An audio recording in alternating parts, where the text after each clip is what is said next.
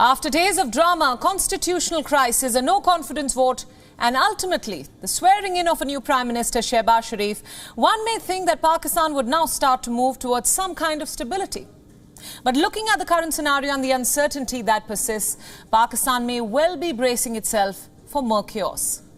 Sensing this, the Pakistan Muslim League Nawaz and its current leader Shehbaz Sharif are readying their best strategy. Sources say that Shehbaz Sharif has expedited the process of getting his elder brother Nawaz Sharif back to Pakistan. The deposed Prime Minister is currently residing in London, and sources say that Shehbaz has ordered for Nawaz Sharif's diplomatic passport to be delivered to him in 5 days. Once the passport is printed in Islamabad, the Pakistan Foreign Ministry will ship it to London. Nawaz Sharif, as a former Prime Minister, is entitled to a diplomatic passport by law, which had expired in February last year. But the PTI government, headed by Imran Khan, refused to renew it. So how feasible is it for Senior Sharif to return to Pakistan? Well, experts say it mainly depends on two things. One, it depends on Nawaz Sharif getting a clean bill of health from his doctors. Many in the Sharif family stress that Nawaz's immediate return will establish the PTI propaganda that the leader does not have any serious health issues. And two, his return depends on a reprieve from the country's courts in corruption cases that are still pending against him. In 2017, Nawaz Sharif was ousted by the Supreme Court in the Panama Papers case. In 2018, the Supreme Court ruled that Nawaz would be disqualified from holding public office for life. When the PTI came to power with Imran Khan as its leader in 2018, the government launched a probe into 5 corruption cases against the former Prime Minister. In November of 2019, Sharif left for London. The Lahore High Court granted him a 4-week permission, allowing him to go abroad for his treatment. Despite giving an undertaking in court to return, Nawaz Sharif did not return. His family says the doctors did not declare him healthy and fit to travel, and failing to return upon expiry of his bail, the court declared him an absconder.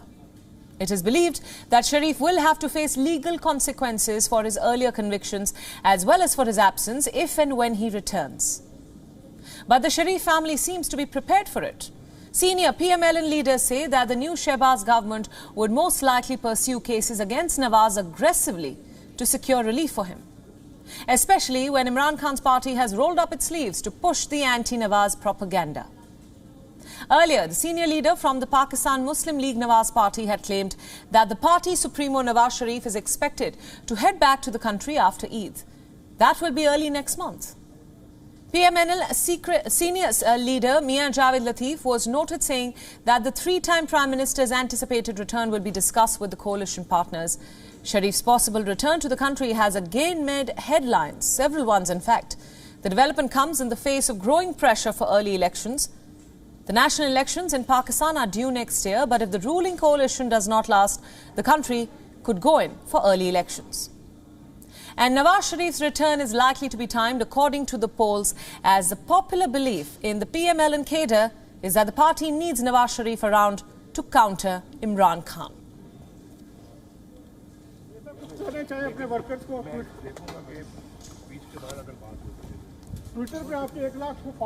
Now, for more insights into this news development, we are now being joined live by senior journalist Ahmer Shaheen from Pakistan, from Lahore in Pakistan. Ahmer, thanks so much for joining us again on WION. There's a new Prime Minister in Pakistan, and it seems a former one is also poised to return. Sources say that Shehbaz Sharif has expedited the process for getting his elder brother Nawaz Sharif back to Pakistan. What could this mean for Pakistan's political landscape? Is this good news or bad news for the people? Shehbaz Sharif belongs to the political party called PML-N, and the N stands for Nawaz Sharif. And Nawaz Sharif is the most important part of PML-N, and he calls the shots. When Shehbaz Sharif was made into the Prime Minister, he talked about Nawaz Sharif. When he was announced as the Prime Minister, by mistake, his name was mixed with Nawaz's name. So they announced that Nawaz Sharif is the Prime Minister. So that's how important Nawaz is. And let's understand that this government that is made now in Pakistan is a mixed fruit chart of different politicians. Even when Shehbaz Sharif was becoming the Prime Minister, there were little pieces of paper sent to him.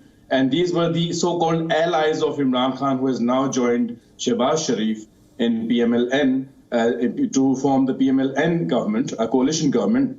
And these people are very, very demanding in terms of what they need Shehbaz Sharif to do. So this kind of government is not ideal for PML-N. The only reason they really wanted this government is for electoral reforms and to allow Nawaz Sharif come back to Pakistan, because Nawaz Sharif and Shehbaz Sharif contest elections on two different things, two different narratives. Shehbaz Sharif always has been on the case that he needs to contest elections in terms of what work they have done, the bridges, the roads, and all the infrastructure development.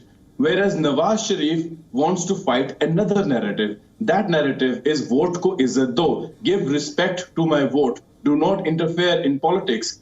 And these, in terms of being popular, the only way to counter Imran Khan's narrative, which is America is coming after us and we really need to save our country, that narrative can only be countered by Nawaz Sharif and not by Shehbaz Sharif, who talks about I built so many bridges and I made so many roads.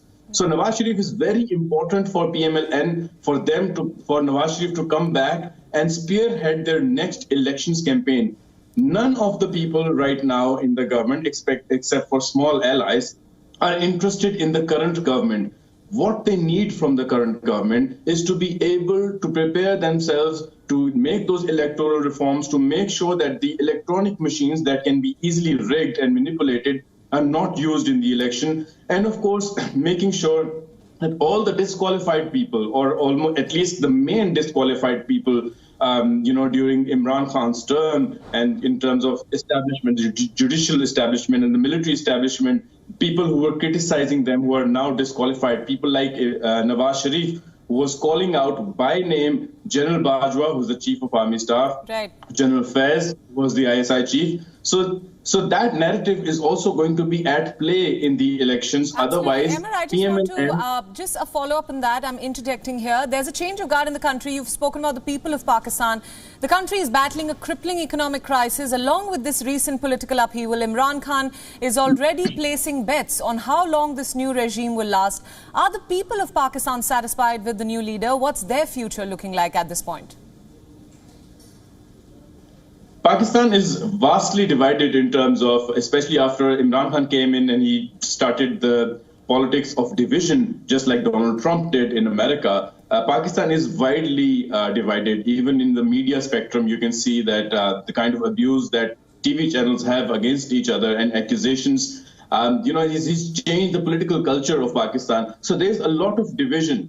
But I think what we really need to understand is that this regime is a temporary regime. Nobody, except for tiny allies, individual allies of the government, nobody's really banking on this regime. All the opposition wants is electoral reforms. And of course, during this, so the maximum tenure for this regime can be a year and a half. So during this time, they want to not have extremely bad performance, because that will reflect on the elections. So this whole thing is about elections, the next election. And that's why it's very important for Shehbaz Sharif that his older brother, Nawaz, comes back and all of them join forces and contest the elections, because all these political parties in the current regime are here for electoral reforms.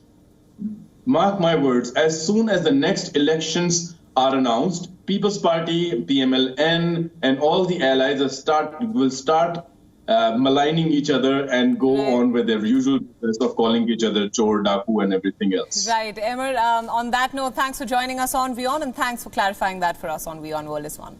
WION World is One is now available in your country. Download the app now and get all the news updates on the move.